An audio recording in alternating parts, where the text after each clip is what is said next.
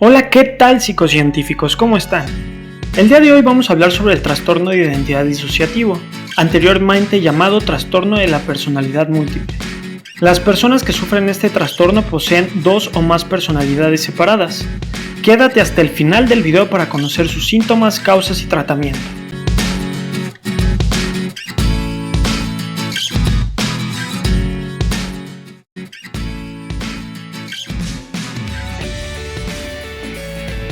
El trastorno de identidad disociativo queda bien plasmado en películas como Fragmentado, donde el protagonista tenía varias personalidades.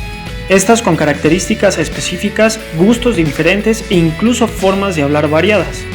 También queda plasmado en la película de Jim Carrey, Irene Yo y Mi Otro Yo, donde el protagonista sufría de forma constante abuso emocional y por ende desarrolló otra personalidad para evitar el dolor que éste le ocasionaba.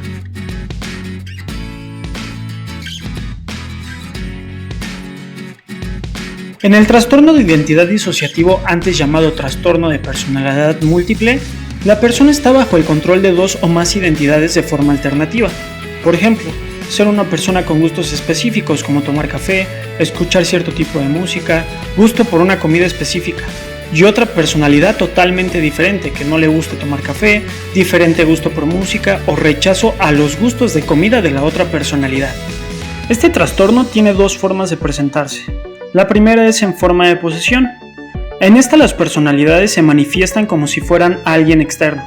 Estas toman el control de la persona. Esto provoca que la persona hable o actúe de forma diferente. La identidad, que aparece en muchas ocasiones, es involuntaria, no deseada, provoca malestar y se manifiesta en momentos y lugares que violan las normas culturales de la sociedad. La otra forma es la forma no posesiva. Estas son menos evidentes. Las personas sienten una alteración repentina en su sentir de sí mismos, es decir, tienen la sensación de ser observadores de sus propias palabras, emociones y acciones, en lugar de que la otra identidad tome posesión y tengan un cambio evidente en su persona.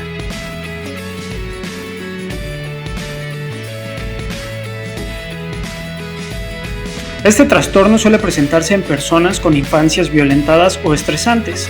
El 90% de los pacientes con este trastorno en lugares como Estados Unidos, Canadá y Europa aseguran haber sufrido durante su infancia abuso sexual, físico o emocional. Algunos pacientes que no han sido víctimas de abuso desarrollan el trastorno debido a una pérdida importante, por ejemplo, muerte de los padres, enfermedad médica grave o sucesos muy estresantes.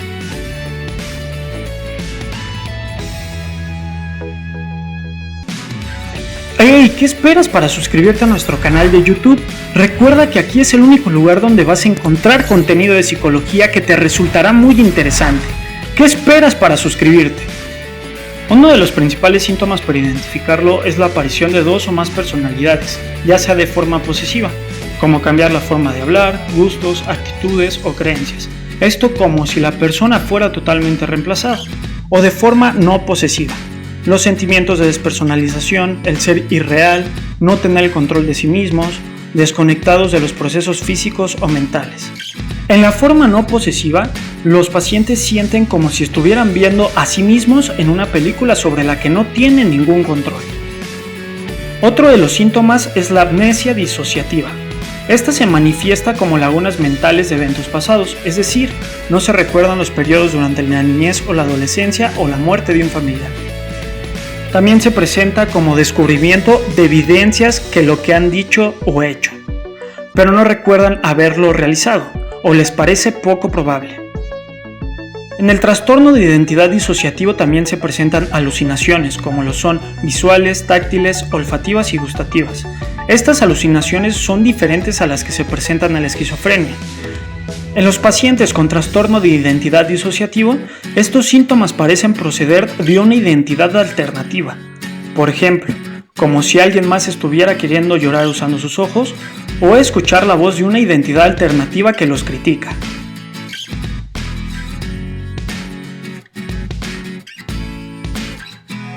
El caso más famoso a nivel mundial sobre este trastorno fue el de Billy Milligan. Él contaba con 24 personalidades diferentes, desde un hombre yugoslavo hablando un idioma totalmente diferente al natal de Billy, o una poeta lesbiana, o incluso una niña tierna de 3 años. Con el paso del tiempo, Billy desarrolló personalidades peligrosas, como lo es un violador y un ladrón. Por esto, fue capturado por la policía tras haber violado a mujeres. Tras la detención, fue diagnosticado con 24 personalidades distintas. Billy podía escribir con la mano izquierda y cuando cambiaba de personalidad lo hacía con la mano derecha. Sus personalidades eran algunas sociables, encantadoras, educadas e intelectuales, y otras burlonas, sarcásticas, ofensivas y peligrosas. Billy desarrolló este trastorno por abusos sexuales y tortura que sufrió en su infancia por parte de su padrastro.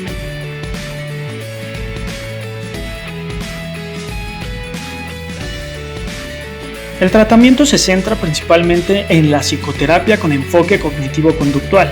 Esto con el objetivo de integrar las distintas personalidades en una única personalidad. Sin embargo, esto no siempre es posible. En las situaciones en que no lo es, el objetivo es lograr una interacción armoniosa entre las distintas personalidades que permita un mejor grado de funcionamiento a la persona. En ciertas situaciones y dependiendo del diagnóstico del profesional, se incluyen fármacos como lo son antipsicóticos, ansiolíticos o estabilizadores del estado de ánimo. Muchas gracias por quedarte hasta el final del video. Cuéntame en los comentarios si ya has visto estas películas. Si no lo has hecho, no dudes en hacerlo, ya que esta forma te ayudará a entender de una forma sencilla más acerca de este trastorno.